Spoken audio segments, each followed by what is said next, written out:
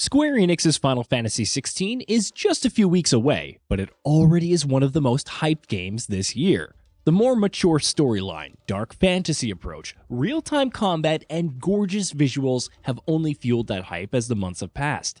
It's finally out on June 22nd worldwide for PS5, but some new details are already available courtesy of various previews, not to mention the latest trailer from the PlayStation Showcase. Here are 15 new things that you should know before jumping into the RPG. Demo details. Square Enix has already confirmed that a demo will release in June about 2 weeks before the game is out, with progress carrying over. The recent previews are based on that same demo, which covers the opening hours.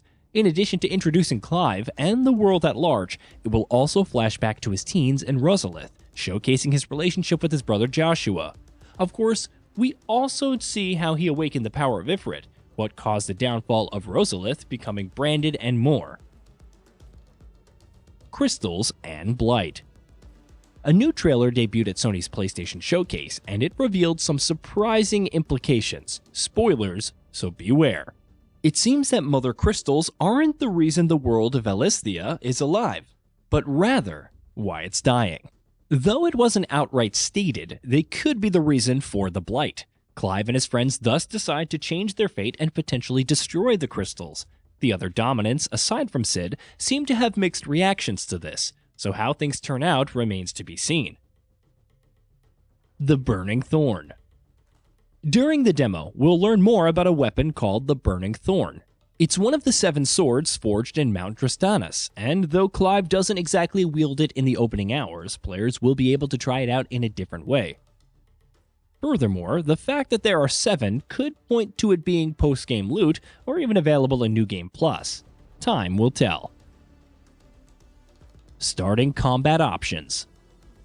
There are a lot of different iconic abilities that Clive will learn and customize throughout his journey. However, your options are limited early on, with only a few moves available. Clive can attack and fire from a distance, jump in the air, and Phoenix Shift towards foes. As time passes, he'll gain abilities like Rising Flames to launch enemies, and Heat Wave, which unleashes fiery slices. Eventually, you'll gain some skills from Garuda, and can unleash a quick flurry of attacks or drag them down for an opening. Training settings. Upon entering the hideaway with Cid in the main story, the game opens up, providing more side quests and facilities like the Arid Stone. It's where you can access arcade mode, mission replay, and whatnot. But perhaps the coolest part is the training mode. You can fight against enemies and bosses to figure out their timing, adjust the speed, enemy density, and damage, and toggle invincibility. It's a way to practice against enemies that are giving you a tough time.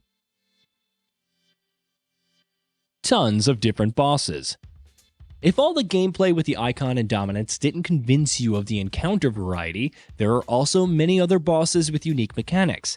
There's Fafnir of the North, which players fight with Cid's help, who uses claw swipes and body slams but also rolls on the walls before launching itself at you.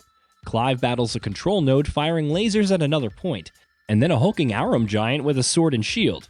In another fight, you have to deal with Liquid Flame and Barnabas, the former attacking with flame familiars and the other using a massive sword that fires energy waves.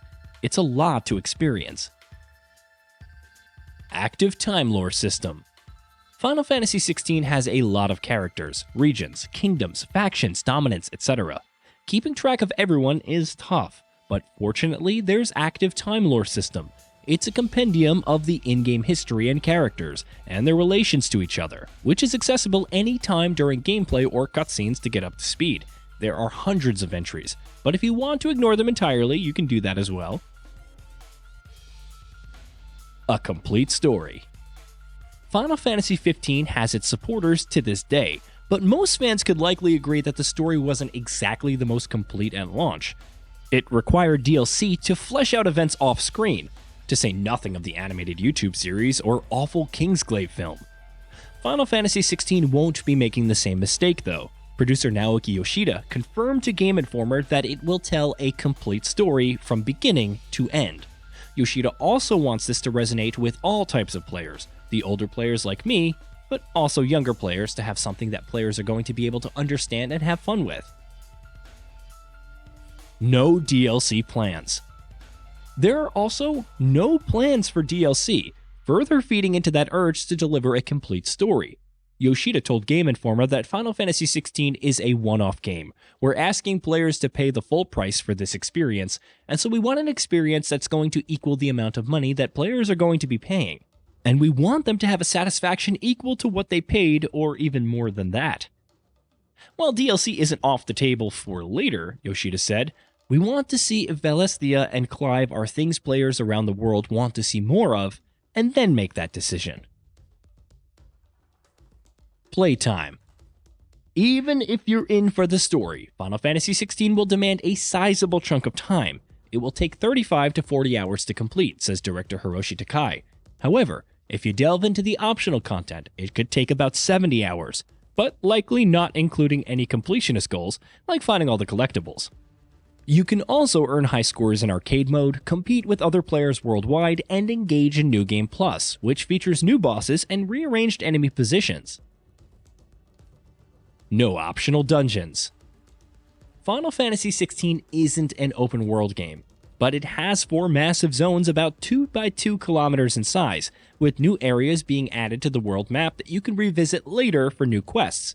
However, there won't be any optional or hidden dungeons off the beaten path for players to discover. Director Hiroshi Takai said the team wanted to focus on the main scenario and not have this feeling that you have to go to this area and clear this area. That doesn't mean there aren't any dungeons at all. They're located off the field and connected in some way to the story. Takai also confirms that they're all expertly crafted dungeons. We created these as great places. We want players to go there, so we're going to give reasons for players to go there. We didn't want to create something that most players may not even find. 11 hours of cinematics. Whether you're engaged with the story or delving into side content, you can expect a ton of cinematics. Yoshida confirmed there are over 11 hours of cinematic cutscenes in the main scenario alone. They're all seamlessly interwoven into the game experience, playing in-engine in real time. How extensive the cinematics will be for the side content is unknown, but either way, you'll be watching almost as much as engaging with the story throughout the main quest.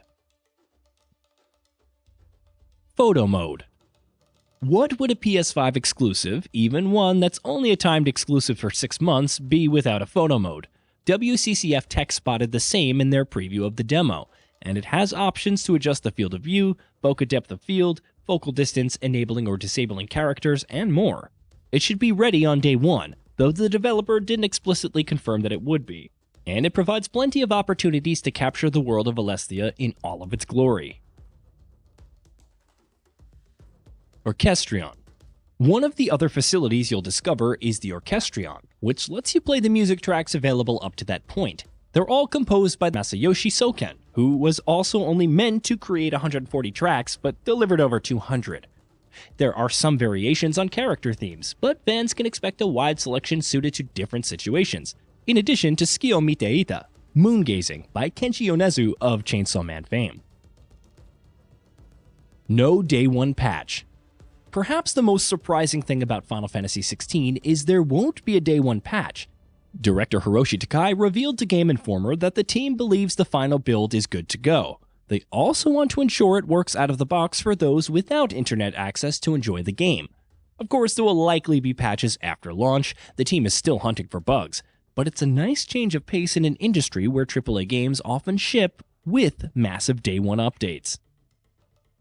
Hey, did you know that we at Gaming Bolt upload new videos every day? Stick around, drop a like, subscribe, and hit that bell, and let us know what kind of content you'd like to see in the future with a comment below.